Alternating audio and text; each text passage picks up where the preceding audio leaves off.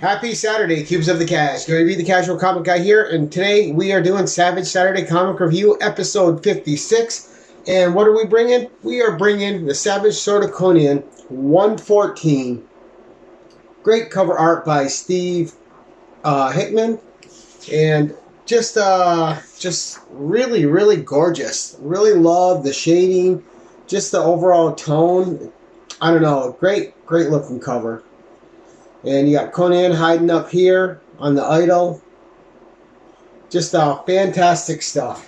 Now, as always with these episodes, if you're new to it, full spoilers. I go through the entire issue. We break it down, the story, and I give you my thoughts. But the purpose of this is to share stories of mostly old comics that people may not have access to kind of give them an idea what's out there, something to seek out, or just to share something that might be out of reach. So, without further ado, we are going to get into it. And this is a story called The Riddle of the Demuzar. Okay, and that is a mask. So, we got a script by Larry Yakata. And I'm not familiar with him, but this was a decent story. We have art by Rudy Nebres. I'm sure most of you who are watching Savage Saturday probably know who he is. He's pretty famous. All right, we got Joe Rosen on the letters. So this story opens up, and our favorite Sumerian barbarian is entering these woods. All right, but something's a bit amiss with him. And we get our splash page, and then we get Conan coming up to an old man and his niece. Now, they're frightened of him at first. They think that he's there to rob him and do them harm. But it is definitely not Conan's way. But you soon discover that Conan doesn't remember who he is. So this is finally the Conan memory lost story, right? He's got amnesia. Now, it's to get to the story, unravel it, and see why that is. Sugar-free cocoa. All right. So they offer Conan to sit by the fire. He's cold. He wants to warm up. He's trying to figure out who he is and what he's about. But this old guy, his niece is cold. She has a fever, and he hasn't been able to help her cure it. He's trying to get her home to her father. And they share their food with Conan, and then Conan goes to the water, gathers some herbs, and he makes this broth that she drinks that actually takes away her fever. And the old man asks him, how is that? And Conan says, I know not, I just know. And so they start wandering. They're heading north to try to meet up with the girl's father when they enter the city. And I forgot the name of the city off the top of my head. But, Dakmar. Okay. The City of Tears, Dakmar. But instantly upon entering this city, Conan is recognized by a couple of soldiers who quickly can't believe that he's back from the ordeal he went through because nobody has survived it before. What that ordeal is, don't know yet, right? But it sets up a bit of intrigue. And even though Conan doesn't know who he is, he still has that nobility about him that's always been inherent in his character, especially watching out for this old man and his niece. But he doesn't know he's a warrior yet. So as soon as they get out of town and pass through, they're set upon by this group. And before Conan's natural instincts kick in, they blind the old man. They're looking for treasure that they believe Conan has. And Conan has no treasure. He doesn't even know who he is, so... then they go to threaten the girl, and that's when his bloodlust gets up, and Conan just goes all out. He's too late to save the old man's eyes from being blinded, but he does save everyone's lives. The old man, his own, and the girls, of course.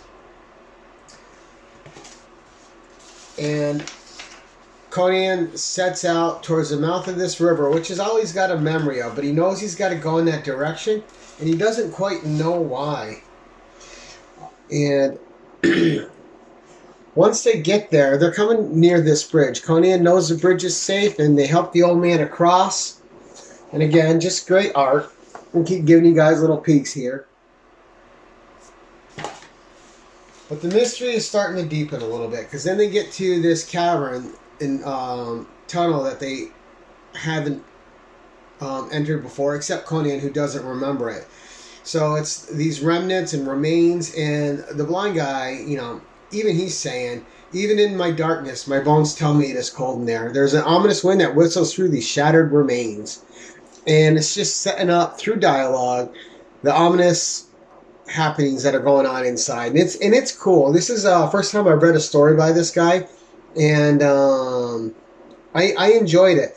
Even though I wanted Conan to be Conan throughout the whole thing, he approached it in a different way, and it worked for me. But anyway, so the old guy's going on saying it smells like death and decay, and they should be wary where they're traveling. And when they enter in there, there's these two big doors, and then it enters them into a great hall with a king and a table of his royal subjects, right? And they quickly surmise that Conan doesn't remember what's going on. And there's a devious nature to them. The old man can kind of sense it. And the king says that he had tasked and hired Conan to find this mask of Demazur. And Conan has failed to bring it back. And they want to send him, and they're demanding that he goes back to finish the job he was hired for. Now, with his Sumerian sense of honor still in place, Conan agrees to it. But he has no idea that he's being duped. He wasn't killed the first time he went there trying to get this treasure. And the king puts on like he needs this mask, it's special holy mask, to bring his city together and to help bring wealth and prosperity to his kingdom. It's all a lie and a sham, and he just wants the treasure that is supposed to be buried with this mask. And but Conan's sense of honor keeps him to it. The king tells him to tell a tale about how the mask was born. And the tale itself is true, just his reasons for wanting it are not.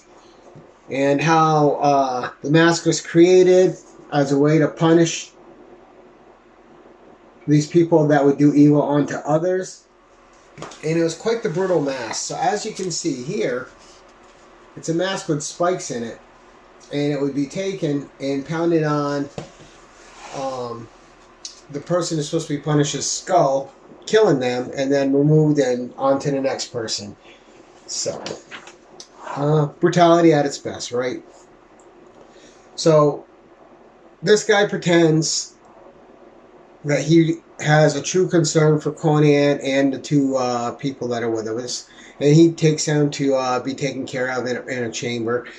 While plotting Conan's death as soon as he's gone. He's got his soldiers going with them, pretending to be there to help. But as soon as they find the treasure, they're supposed to slit Conan's throat and kill the other two and come back with the treasure. And just not a good scene, right? And Conan doesn't have all his senses about him, or I'm sure he would have sensed out the plot. Now, if you haven't been paying attention, like look at these environments. The environments drawn by Rudy Nebres they're absolutely gorgeous, breathtaking. They're just amazing detail and art. I really enjoyed his art in this. And the more I became accustomed to it, I just liked how the story unfolded with the art. So they come across the cavern again, and these guys are entering with them. And they get to a part where Conan says, this is the mouth of the cave, but it forbids trespass. And it's a bit ominous. Now the guys push him on, and once Conan gets in there, it's like a scene like from Skull Island. They're in this cavern, and there's all these giant insects and crabs and lizards and monsters that want to kill them. And the other guys that are with Conan, they go hide behind rocks while Conan's fighting these creatures. They are definitely cowards at heart and doing nothing brave, except for the old man and the girl, which are there to help Conan. So you got the giant centipedes, and then you have the giant dinosaur that comes out. And the dinosaur takes care of the guys that are going to kill Conan because they're hiding behind rocks and fallen tree limbs, and this dinosaur just eats them. And while the dinosaur is busy eating an easy meal, Conan grabs a fallen tree that's sharp at one end and drives it through the eye of the dinosaur right into its skull, killing it. So that's one creature dispatched. Conan and the old man and the girl have survived, and they're going deeper into the cave. But there's still a sense of ominous danger about. And once they're inside, Conan bids them to halt. Only he can go forward. So Conan's going forward, and he gets sucked into this vortex right here. Very, very Army of Darkness vortex. It's really fun. Evil Dead 2 type of vortex. But what it brings him out is into this domain. And upon entering, Conan remembers who he is. And you see this creature here that Conan's facing off with in this panel. So when I hold it up, take a good look. And this creature is the lord of this domain. And he is after Conan. He wants to destroy him. No one's ever survived but Conan, and he doesn't want there to be a second time. He wants to not so much kill him as to turn him into another creature and subject in that realm that serves him. And we get a great battle scene over a couple pages where Conan is just decimating these creatures until he's got to fight the big guy himself. And the big guy himself is Conan's dodging the blows, but he's also taking a lot, and he's taking his lickings. You can see the pages, the art is just beautiful by Rudy Nebres, just incredible. But before you know it, Conan is retreats to a little cavity in a cavern, and the creature is calling him out to his ultimate demise. Conan has a bit of rope that he's tying to a rock. And then Conan emerges, and he's just whipping this rock around, taking it to the creatures that are attacking him. And then he goes full.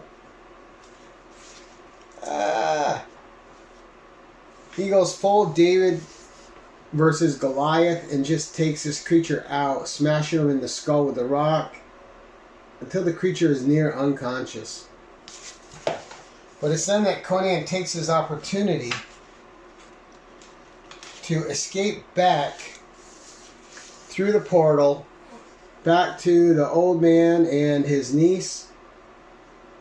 And Conan now has his full memory, and he knows that the king, King Jamal, lied to him, betrayed him, and tried to get him killed in the process just so he could steal the treasure here. And Conan, the old man, senses it's like, you got a sense of revenge about you, but let me offer you a different way of dealing with it, because the old man can't see anymore. And one of the things that the king had told Conan about the mask is you couldn't look on it and keep your sanity, and not be damned by it. But so Conan was powerful enough and strong enough of will that when he did look at it, he had just forgot who he was for a while. Now he has his memory back, and the old man goes in and grabs the mask.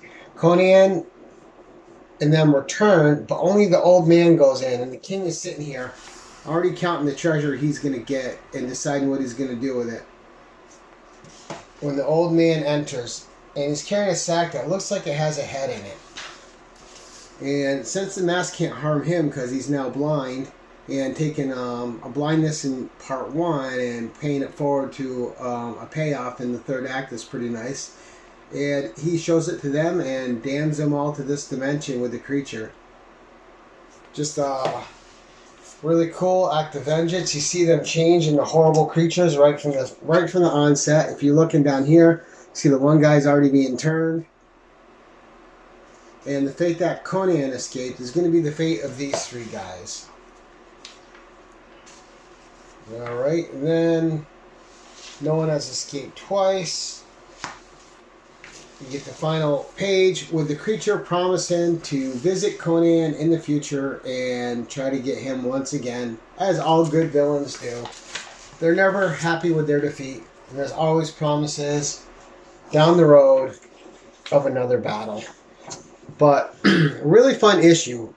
Whenever I see a new writer I'm not familiar with, I'm always a bit apprehensive. This was a good story, really fun, and it took its time. It was paced out really well. The art, of course, I would give the art an A. I really enjoyed Rudy Embry's art. I thought there was a few places here and there could have been touched up a little more. But overall, A+ story. I really liked the conclusion. And although you could have seen it coming a little bit, it was still fitting. It was fine. We're going to give the conclusion a B+. A really fun conclusion. I really liked the horror elements that were in this with the creatures and them devouring and fighting the people. I thought it was a lot of fun. Very King Kong, Skull Island type, which I dig no matter what form it comes in. But I would say an A issue all around. Really good writer that I wasn't familiar with, and kept Conan in character once Conan had his character back, but he even kept the essence of Conan when he didn't have his memory. And they wrapped it up really well, and overall, it's definitely a story I would recommend to Conan readers. But that's it for this Savage Saturday, guys. Hope you enjoyed the story. That's it for now. Until next time, keep it casual.